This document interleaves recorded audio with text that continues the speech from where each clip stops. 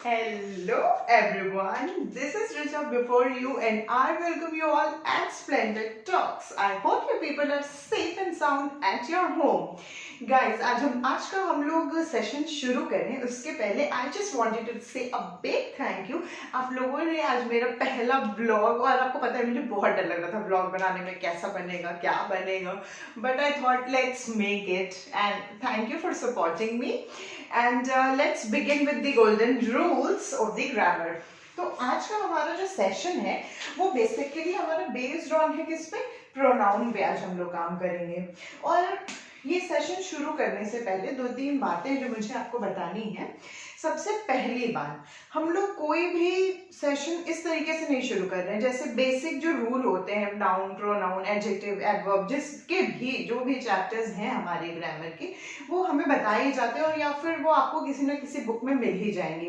These are the things जो कि हम लोग, इसीलिए मैंने इसका नाम गोल्डन रूल्स रखा. क्यों रखा? क्योंकि ये सच में गोल्डन रूल्स हैं और इसी से ही बेस्ड आपके क्वेश्चंस आते हैं. Whichever rule which we are doing right now ना, that is based on your exam point of view, and if you want that I should make a detailed video, so do let me know in the comment section. I will be making on that. ठीक है, चलिए begin करते हैं. हाँ, तो मैं बात कर रही थी कि हम लोग जो है कि प्रोनाउन के बारे में आज बात करेंगे. प्रोनाउन हमें बेसिक आइडिया सब पता है कि नाउन की जगह पे जो हम लोग इस्तेमाल करते हैं उसे हम प्रोनाउन कहते हैं. कि अगर मान लीजिए नाउन है राम, श्याम, सीता, गीता और एनीथिंग, उसके जगह पे हम लोग ही, शी, ये सब का इस्तेमाल करते हैं, उसे हम प्रोनाउन कहते हैं. इसी प्रोनाउन सेक्शन में एक आता है हमारा रिलेटिव प्रोनाउन. ठीक है, रिलेटिव प्रोनाउन में तीन चीजें आती हैं. आते हैं हु, विच और दैट आता है. ठीक है, मैंने क्या बोला, रिलेटिव प्रोनाउन आता है. रिलेटिव प्रोनाउन में आपका हु, विच एंड दैट की बातें हम लोग करते हैं. और आपका क्वेश्चन जो भी एग्जाम में आता है वो इसी पे ही based, you get the question on this only. And okay, fine, let's begin with these who, which and that. We have only 4 rules regarding that and we will be completing in the video itself. First of all, what you people need to understand is where we are going to use who, which and that. कहाँ कहाँ पे हमारा who का इस्तेमाल होगा, कहाँ पे which का इस्तेमाल होगा और कहाँ पे that का इस्तेमाल होगा. ठीक है, who and that referring to person. हम लोग हमेशा who और that को पर्सन के लिए इस्तेमाल करेंगे, पीपल के लिए इस्तेमाल करेंगे. ठीक है, लेकिन इसमें भी एक कैटेगरी आती है. इसमें ये कैटेगरी आती है कि आप who एक इंडिविजुअल पर्सन के लिए इस्तेमाल करेंगे या फिर उस ग्रुप के लिए जो एक यूनिट पे. मैंने आपको इसके पहले वाली वीडियो में बताया था कि अगर कोई ग्रुप या फिर कोई कमिटी या फिर कोई ज्यूरी एक बात पे अग्री करती है तो हम उसे हमेशा सिंगुलर ट्रीट करते हैं और उसके साथ वर्ब क्या लगाएंगे बताइए. शायद आपको पता है वर्ब हम लोग सिंगुलर लगाएंगे. तो इसके आगे की भी बात आपको पता होगी कि अगर ये लोग अलग अलग मतलब डिसएग्री करते हैं तो हम लोग इसे वेरी करेक्ट प्लूरल लगाएंगे और वर्ब प्लूरल लगाएंगे. Very good. सो हु का इस्तेमाल भी हम लोग इंडिविजुअल के लिए करते हैं. It can be used for jury, those people who agree with the decision. ठीक है, उसको इंडिविजुअल ट्रीट करेंगे. एंड दैट का इस्तेमाल हम लोग एक पर्टिकुलर क्लास के लिए करते हैं, एक पर्टिकुलर स्पीशीज के लिए करते हैं या फिर किसी टाइप के लिए करते हैं. आप बोर्ड की चिंता मत करिएगा, अभी लॉकडाउन की वजह से सारी चीजें बंद हैं तो अभी कुछ परचेज कर पाना मुश्किल हो रहा है मेरे लिए. So bear with me guys and as soon as these lockdowns are over na, I will be purchasing a big whiteboard so that we can have a good outlook of it. So तब तक के लिए आप भी इसी से manage कर लीजिए और मैं भी इसी से मैनेज कर लेती हूँ. तो हम लोग दैट का इस्तेमाल करेंगे टाइप, क्लास और स्पीशीज के लिए. ठीक है, let's take a example. He is the boy who speaks Punjabi. मैंने क्या बोला, ही इज द बॉय, यही वो लड़का है जो पंजाबी बोलता है. तो मैंने इंडिविजुअल पर्सन के लिए इस्तेमाल किया. ठीक है, अब आपका काम ये होगा कि आप मुझे फटाफट से दैट का सेंटेंस बना करके कमेंट सेक्शन में बताएंगे. ठीक है, आई होप कि आप मुझे बताएंगे. लेट्स टेक हु हम लोग इंडिविजुअल के लिए इस्तेमाल किए, दैट हमने स्पीशीज के लिए इस्तेमाल किया। तब तक आप सोचते रहिए दैट का, और अगर अभी आपको पता है तो आप अभी कमेंट करके बता दीजिए मुझे। Okay, let's move on. After two antecedents, यहाँ पे एक वर्ड आया एंटीसीडेंट। कहीं भी वर्ड एंटी आ जाता है ना, उसका मतलब पहले होता है, ठीक। तो एंटीसीडेंट का मतलब क्या होता है, अगर if we are using a pronoun और noun, if we are using pronoun और नाउन, उसके आगे जैसे he is the boy who was called yesterday, मतलब यही वो लड़का है जो कल बुलाया गया था। तो यहाँ पे हम लोग बॉय के लिए ही का इस्तेमाल किए। उसी तरीके से एंटीसीडेंट का मतलब होता है जो हम लोग नाउन या प्रोनाउन के लिए आगे फॉलोइंग सेंटेंसेस में या फ्रेज में या वर्ड में इस्तेमाल करते हैं, नाउन या प्रोनाउन को जस्टिफाई करने के लिए, उसे हम एंटीसीडेंट बोलते हैं, ठीक है। Let's move on. After two antecedent, one of which is the name of person and the other is the name of animal और थिंग। मैंने क्या बोला कि जब भी दो एंटीसीडेंट आते हैं, वो दो कौन से एंटीसीडेंट होने चाहिए, one of which is the name of person, किसी पर्सन का नाम, and the other is the name of animal और थिंग, और जो दूसरा है वो किसी थिंग या फिर एनिमल का नाम। Use that in place of who या विच, यहाँ पे हम लोग दैट का इस्तेमाल करेंगे गाइस, ध्यान दीजिएगा। हम लोग अगर दो एंटीसीडेंट आ जाते हैं या दो सब्जेक्ट आ जाते हैं, जिसमें कि एक आपका पर्सन है और दूसरा कोई एनिमल या थिंग है, ठीक है, तो आप हमेशा दैट का इस्तेमाल करेंगे, ना कि हु का या विच का इस्तेमाल नहीं करेंगे। हम लोग सिर्फ और सिर्फ दैट का ही इस्तेमाल करेंगे। I hope it is clear. If it's not, you can let me know in the comment section. I will let you know. Okay? जैसे let's take an example. The lady and his dog. मैंने क्या बोला? The lady and his dog that come yesterday has come today again. मतलब sentence सुनिएगा, the lady and his dog.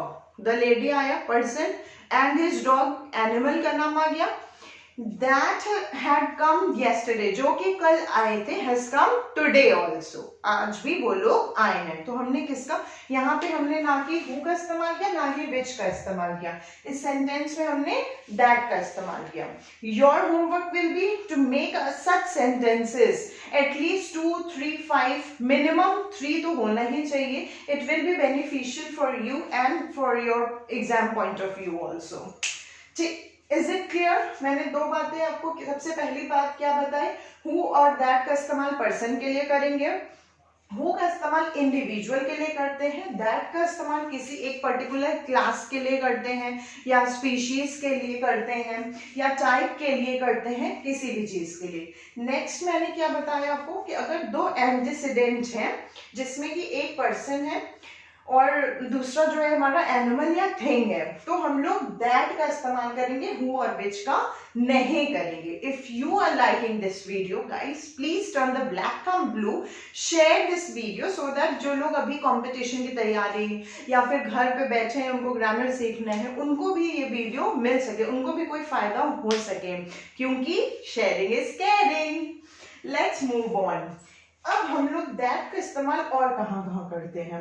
That is used for all, any, none, only, alone and nothing. हम लोग that का इस्तेमाल all, any, none, only, alone and nothing के बाद करते हैं। क्या मैंने बोला? ऑल, ऑल, एनी, आप लोग रिपीट करते जाइएगा हमारे साथ, all, any, none, only, alone, nothing. 6 words मैंने आपको बताया। सबसे पहला all, any, none, alone, nothing and only, ठीक है। ये 6 वर्ड्स के बाद आप हमेशा दैट का ही इस्तेमाल करेंगे। अगर आप सोचिए सेंटेंस, तो मेरे दिमाग में एक फ्रेज अभी आया, हमने एक बचपन में फ्रेज पढ़ा था ना, all that glitters is not a gold, हर चमकती हुई चीज सोना नहीं होती। तो हमने क्या बोला उसमें कि ऑल दैट, ऑल का इस्तेमाल, ऑल आया यहाँ पे और यहाँ पे हमने दैट का इस्तेमाल किया। तो all any, none, nothing, alone, इन सब के बाद हम लोग that का ही इस्तेमाल करेंगे. I hope it is clear and it is making sense to you. Let's move on further for the last rule. The last rule says which is used when referring to places, objects and animals. Which का इस्तेमाल guys ध्यान दीजिएगा. Which का इस्तेमाल हम लोग करते हैं किसके लिए? Places जगहों के लिए, objects के लिए या फिर animals के लिए. ठीक है. Which का इस्तेमाल किसके लिए करेंगे आप बताएंगे अब मुझे. Animals के लिए, places के लिए और जगह objects के लिए, thing के लिए. Let's take example. ये अब एग्जाम्पल देख सकते हैं. Our annual examination. और सबसे पहली बात इसको हम लोग आवर नहीं पढ़ते हैं, इसको हम लोग आर पढ़ते हैं. ठीक है. Work on your communication skill also guys. If you want कि कुछ ऐसे वर्ड्स हैं जो आपको प्रोनाउंसिएशन के लिए चाहिए या क्या ही उसका मतलब है, तो you can mention in the comment section. ठीक है. तो our national examination which is long is now ready for distribution. मैंने क्या बोला? Our annual examination. अभी तो बहुत सारे बच्चों के annual examination अभी आने तो शुरू भी नहीं हुए हैं और इस लॉकडाउन की वजह से we don't know कि कब शुरू होंगे, क्या चीजें होंगी. तो मैंने क्या बोला? Our annual examination which is long, अभी जो मतलब होने वाला था, बहुत देर से वेट हो रहा था, is now ready for distribution. अब वो मतलब होने के लिए, एग्जामिनेशन देने के लिए या फिर सिचुएशन हमारी नॉर्मलाइज हो जाती है. तो ऑब्वियसली मेरा भी इस बार लास्ट सेमेस्टर है एग्जाम का, तो ये मेरे लिए भी हो गया. तो गाइस आई होप कि it is clear, it is making sense to you. Let's quickly revise the 4 rules. में सबसे पहला मैंने क्या बोला? Who और that का इस्तेमाल हम लोग person के लिए करते हैं. Who का इस्तेमाल individual के लिए. That का इस्तेमाल we use it for a type of a class, section or for species, some type of species. Okay. Next we use after two antecedent. 2 antecedent के बाद, जिसमें कि पहला हमारा पर्सन हो, दूसरा हमारा एनिमल या थिंग हो, then we will be using that in place of who और विच. हु और विच की जगह दैट का इस्तेमाल करेंगे. थर्ड चीज मैंने आपको क्या बताई? All, any, none, nothing, only, alone. ये 6 वर्ड्स के बाद आप हमेशा आफ्टर का इस्तेमाल करेंगे. इन सब के बाद आप दैट का इस्तेमाल करेंगे. After that way will be using. फिर उसके बाद मैंने क्या बोला? विच का इस्तेमाल कहाँ होगा? Which is used for places, objects and animals. I hope it is clear. And if it's some points or some word you people are not getting, so do let me know in the comment section. And as usual, the 3 people have answered the previous video's question, and that was Mayank and Babu Shaw, I guess his name is. Sorry if I'm pronouncing wrong. And one more person was there. I'll just mention it in there. So guys, thank you so much for supporting me, for subscribing to my channel, like my videos, and today also I'll be mentioning at least some of the question by late night or after the video will be posted after 2 to 3 hours it will be taking, and I'll post it in the comment section और आप वहाँ पे जाके answer करिएगा और ये आपके practice के लिए है. So if you need any kind of help from my side, you people are free to ask this. I'm there for you people, and please subscribe to my channel, like my videos. We will be meeting tomorrow. Bye.